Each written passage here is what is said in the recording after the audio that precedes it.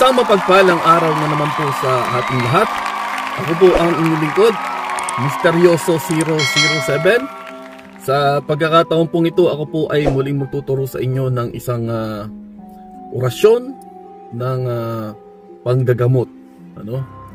Sa mga nakalipas na araw, ang ating mga video ay akin na naituro ang mga pagdidebosyon, ng mga orasyon, mga pampoder, paano proteksyonan ng inyong sarili, balabal.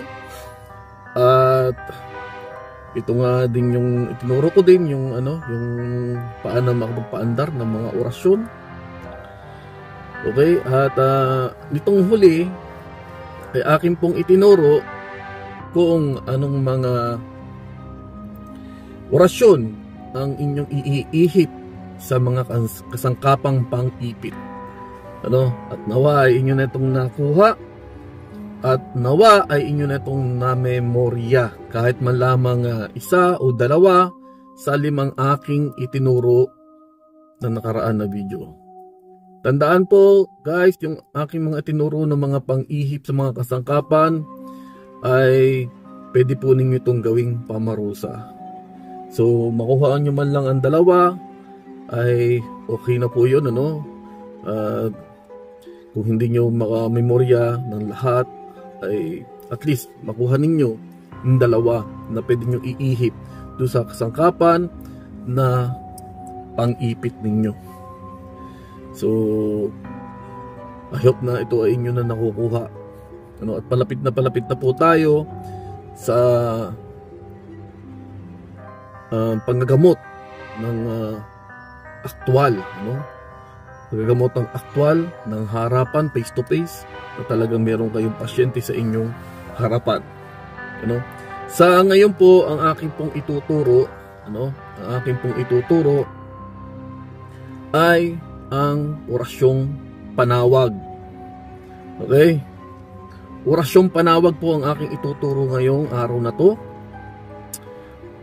Ang akin lamang isasangguni sa inyo, dapat ay bago ninyo tawagin, bago nyo gamitin ang orasyong panawag, ay siguraduhin ninyo na meron na kayong pamarusa. Okay? Meron na kayong pamarusa. Talagang kargado ng inyong katawan ng proteksyon. At alam nyo na ang inyong mga gagawin. Baka kasi mamaya ay tinawag nyo, ginamit yung orasyon ito, napapasok nyo, napakarga nyo, tapos bigla kayo nataranta, hindi nyo alam ang gagawin ninyo. Kasi wala ka pang alam pala na na pamarusa. So maaring matalo ka nito. Tandaan guys, tandaan na bago nyo sampahin, ay tayakin ninyo na handa na kayo sa pakikipagkumbate. Okay? Kaya sa ngayon ay aking ituturo itong panawag, at sa mga susunod na mga video ay ituturo ko naman yung mga paano nyo igagapos. Igagapos ninyo para hindi makawala, at ipapako ninyo para hindi sila makawala sa kapangyarihan ng Diyos na buhay. Kapag kasi may mga napapakarga kayo, minsan kapag mahina ang inyong pamako, panggapos, hindi nyo na igagapos, ay sila ay nakakatakas, hindi nyo sila napapatay, hindi nyo sila napaparusahan ng todo. So may mga ganong case, yun yung mga nalilimutan nilang ipako, nalilimutan nilang igapos, o kaya may pamako sila, mayroon silang panggapos, mahina naman ang kanilang mahina yung kanilang spiritual na panggapos, mahina yung gamit nila. Yun po ay sabihin ko lang po sa inyo na ang lahat ng orasyon po ay malakas. Depende po ito sa taong gumagamit. So halimbawa nakatakas yung yung pinasabi niya, ibig sabihin nasa tao yung problema. Nasa tao po yung problema, yung spiritual niya, yung antas niya. Hindi niya na palakas yung orasyon para sa kanyang sarili. So kaya kailangan, lagi ko sinasabi sa inyo, na kapag kukuha kayo ng orasyon, ay binyagan nyo, konsagrahin nyo sa inyong sarili, debosyonan nyo, mantrahin ninyo. Mantrahin nyo sa inyong sarili para pag ito inyong ginamit, ay talagang malakas. Ito lang po yung aking may papayo sa inyo na kumukuha nito, at kayong mga nag-aaral, ay yun po ang gagawin ninyo. So, ngayon, tatandaan na bago nyo tawagin, gamitin ng orasyong panawag, ay tiyakin na handa na kayo makipagkumbate. Okay, kasi mamaya ay mapasampan nyo nga at hindi nyo alam ang gagawin ninyo, ay nako, hindi na hindi ko lubos maisip ko anong inyong gagawin, lalo na kung mapapasampan ninyo ay talagang malakas na, for example, mga demonyo, mga demonyo mapapasapin nyo, napapakarga mo bigla. So napakarga mo siya, tapos bigla kang palilisikan ng mata, tapos tatawanan ka lang, ewan ko lang kung kung hindi ka matakot, kasi may mga nangyayari ng ganyan na mga baguhang manggagamot dati, na bigla pumasok ang napasapi at talagang malakas. So natakot siya, tumakbo siya, iniwan niya yung pasyente niya. So ibig sabihin natalo siya noon, So mabuti na lang hindi napahamak yung kanyang mga mahal sa buhay, kasi tumakbo siya, iniwan niya, natalo siya sa kumbatihan. So masasabi ko nga sa inyo lahat, kayong mga nag-aaral dito, kayong susubaybay sa akin, siguraduhin nyo na bago nyo gamitin ang orasyong ito na panawag, ay handa na kayo sa pakipagkumbate. At lagi nyo tatandaan na kapag susunod nyo yung aking mga sinasabi, lahat ng aking itinuturo, susundan ninyo, ay hindi kayo matatalo sa kumbate kahit kailan. Okay? Susundin nyo lang yung mga sinasabi. Ito muna ang aking ituturo, itong panawag. Then sa susunod ay mga panggapos, pamako. Then pag natapos na yun, turuan kayo ng mga pamarusa, at kung paano inyong gagawin. So step by step tayo. Huwag nyo munang gagamitin, guys, ha. Huwag nyo munang gagamitin, i-stack nyo lang yan. Stack nyo lang, debosyonan nyo, usagrahin nyo, binyagan nyo, mantrahin nyo para sa inyong sarili. Itong orasyon na aking ituturo, huwag nyo munang gagamitin, guys, ha. Huwag nyo munang gagamitin kung kayo po ay baguhan. Hindi pa kayo nakikipagkumbate, wala pa kayo experience sa kumbatihan. Hayaan nyo muna siya, debosyonan nyo lang muna, ganun lang muna ang inyong gagawin. So, okay? Ngayon, itong aking ituturo ay ang panawag. Ito ang isa sa pinakasimpleng panawag, guys. Ito ang isa sa pinakasimpleng panawag. Kumuha ka ng isang palitong pusporo. Okay? Isang palitong pusporo. Pagkatapos ay usalan mo ito ng pang-ihip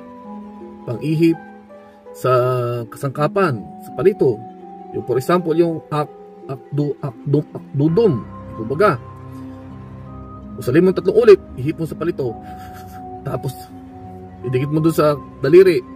For example, dito, padidikitin mo dito yung palito, di ba? Then itaas mo yung kanang kamay mo sa kanya. Ganun mo sa kanya. O kaya titigan mo lang siya.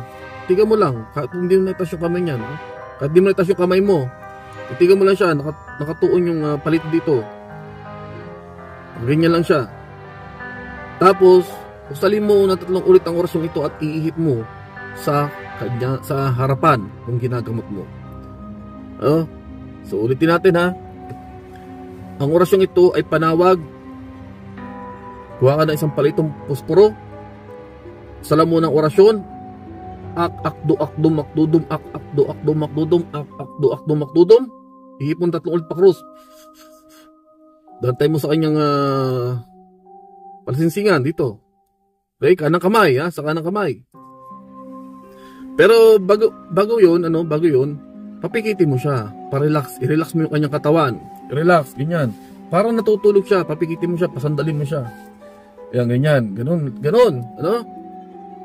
bago mo ilalagay yung palito ng posporo sa kanyang dulo ng palsinsingan, sa kanan, sa kanan. And then uusalin mo na yung orasyon ng 3 ulit. Ito ang orasyon.